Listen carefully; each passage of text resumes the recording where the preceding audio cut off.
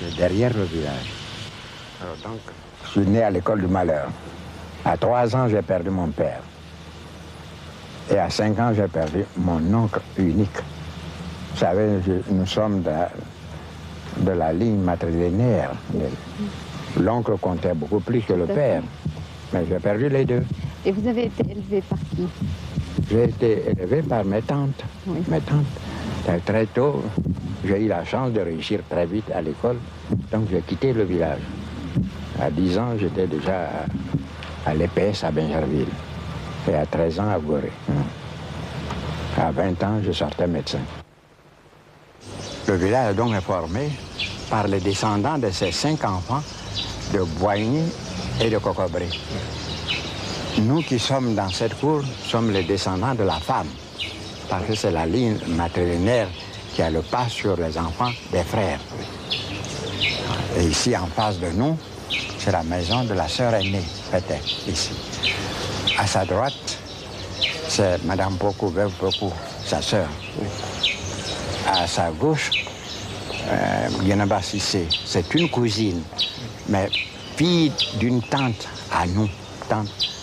Donc, il n'y a pas, dans notre langue, chez tous les Akans, c'est pas seulement chez nous, au Pays Baoulé, il n'y a pas de mot pour distinguer le cousin et la cousine issus des tantes utérines. Sont des frères au même titre que les autres, ayant les mêmes droits que les autres.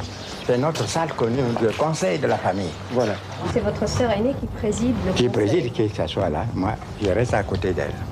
Elle vous autorise à vous asseoir à côté d'elle? Oui, oui, je m'assois là. Et les deux sœurs, ah, vous pouvez vous asseoir. C'est pas sacré. Alors, oui, vous pouvez. Et les membres de ceux que nous les membres de la famille, les descendants des 4 sœurs sont ici, et les cousins descendants de nos frères, les représentants des... Alors nous traitons nos affaires de famille ici. Par exemple, si on vient demander la main d'une femme chez nous, eh bien c'est dans cette salle que nous donnons la réponse. Tout le monde est chasseur ici. Dans ces pays, on vivait de beaucoup d'animaux sauvages, puisque ce n'était pas un centre d'élevage avec la trypanosomiase animale. Oui. L'élevage était très difficile autrefois, oui, dans la zone forestière. Oui. Donc, on s'alimentait davantage du produit de la chasse. Oui. Et tout le monde était chasseur. Oui. Alors moi, un jour, j'ai été à la chasse, près de la plantation de mon frère là-bas, et j'ai vu, il y avait en ce temps-là beaucoup de singes. J'ai pris le fusil, j'ai visé entre plusieurs singes. J'ai fermé même les yeux pour appuyer sur la gâchette parce que je ne suis pas chasseur. Quand j'ai ouvert les yeux, je voyais qu'il y avait un singe et une guenon qui étaient grièvement blessés et à côté un petit. J'ai gardé cela dans la mémoire.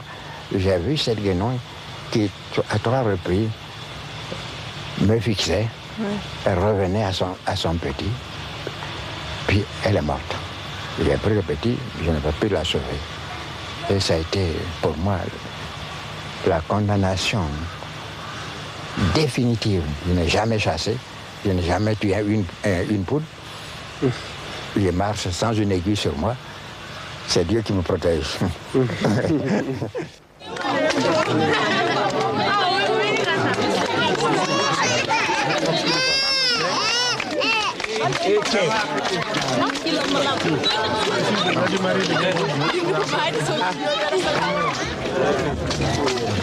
Ça va? Je veux bien ouvrir, je n'ai pas moyen. Ah, oui. Du Mali? Hein? Vous n'arrivez pas à me voir? Si. Vous n'arrivez pas à vous voir. Ah bon. Je voulais vous voir. Ouais. Vous voulez me parler? Ma formation chrétienne m'a confirmé dans cette position que le premier droit de l'homme, c'est le droit à la vie. Donc, c'est Dieu qui nous donne la vie, c'est Dieu qui doit reprendre la vie. Et cela, tout le monde connaît Dieu, même les animistes connaissent qu'il y a un Dieu, un être suprême, ils le connaissent.